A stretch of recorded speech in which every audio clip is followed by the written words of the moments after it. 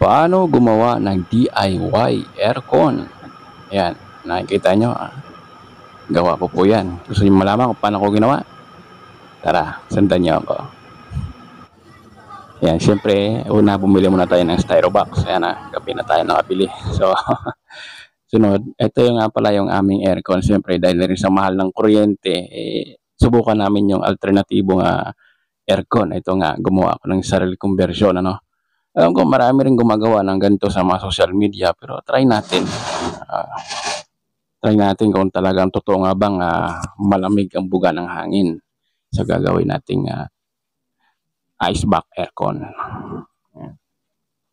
So una natin gagawin mga boss ay tabasan natin yung kasya lang yung yung exhaust fan na gagamitin natin. Depende nga pala ito kung ano yung sukat ng exhaust fan na gagamitin nyo. Pero sa akin kasi, itong exhaust fan namin, halos 5 years na itong nakatingga. Kaysa naman nakatingga lang sa bodega, kinuha na namin at saka ginawan ko ng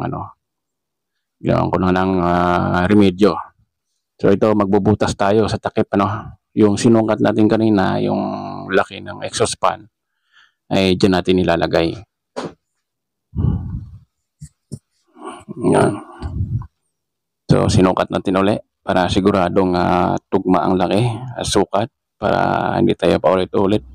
Kasi hindi tayo pwede magkamali dito Kunting mali natin talagang malaking epekto nito sa gagawin nating improvised aircon gamit ng styro box. Yan. So para makasiguro tayo, lagyan na natin ng tanda. Guguhitan natin ng ng ballpen sa gilid para yung butas ay saktong-sakto lang dun sa likod ng exhaust fan na ilalagay. At ito na nga mga boss, lagyan na natin siya ng marka para sa ating bubutasang gagawin mamaya. Ayan, dapat saktong-sakto. Walang labis, walang kulang. Ayan. So, ito na. Diyan ka muna sa tabi at sisimulan na natin ang madiinang operasyon. Yan. So ang ginamit ko nga pala dito mga kabarya ay cutter. Cutter ang ginamit ko dito. Sinundan ko lang yung guhit na ginawa ko kanina. Pero dahan-dahan lang kasi pwedeng masira yung pwedeng masira yung styro pag napasobra. Yan. Dapat nito matalas yung cutter na gagamitin mo. Yan. Para makinis yung kanyang pagkakadali.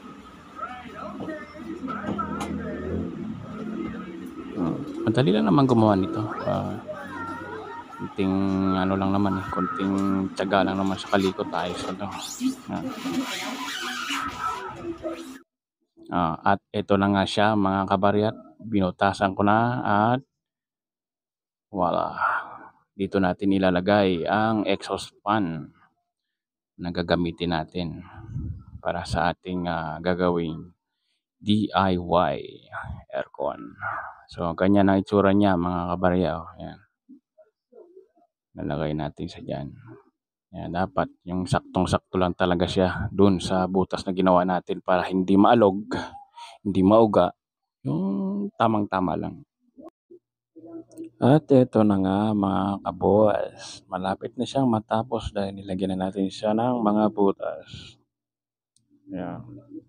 Siyempre, ilalagay na natin ang exhaust fan. Yan ay literal na exhaust fan mga kabarya. Hindi lang namin nagamit. Nakatenga lang siya. So yan. Sukat na sukat. Tamang-tama lang yung butas natin. Yeah.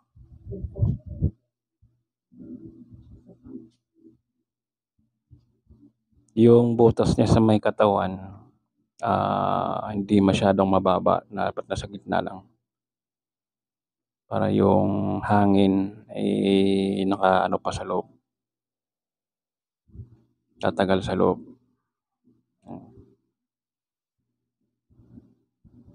So, yun na. Testing natin, Wala pa pong lamang yelo yan. Testing natin yung buga ng hangin kung ano mga ba yung resulta ng buga.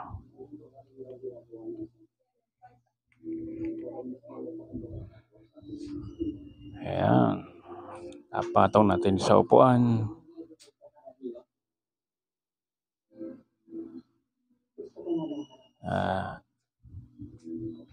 So, buksan na natin. Ayan. Gumagana na siya mga kabarya, kaso wala tayong teka, lalagyan natin ng palawit nito. Yan, kita nyo naman, gumagalaw siya. Malakas din.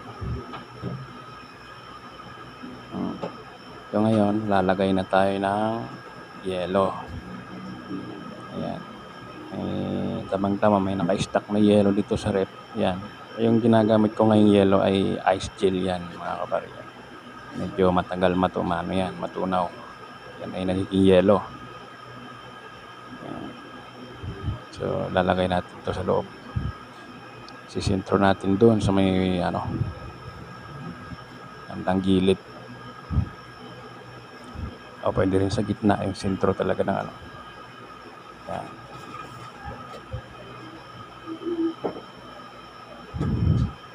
O, diba? Malakas ang hangin. Tamang-tama lang talaga. So, ito nga palang ginawa ko, mga kabarya. Nilagyan ko siya ng karton pala yung buga ng hangin. Sulit talaga rin papunta sa yelo, kababayan, para yung unang buga ng hangin sa yelo ang tama bago lumabas dun sa pinakalabasan ng hangin ng exhaust fan natin. Yan ang itsura niyan, mga kabarya. See? Simple lang yan, mga kabarya. Ang ice pack, magkano lang yan? 300 pesos. Yung exhaust, 1,200. Packaging tape, yan lang gamit ko dyan. Pwede naman kayong gumamit ng maliit na ng pan, kahit na panglaruan nyo, pwede nyo gamitin yun. Yan, malamig yung buga. Tamang-tama lang talaga sa mga sobrang init ng panahon. So yun lang mga kabarya. May natutunan kayo sa aking DIY portable aircon.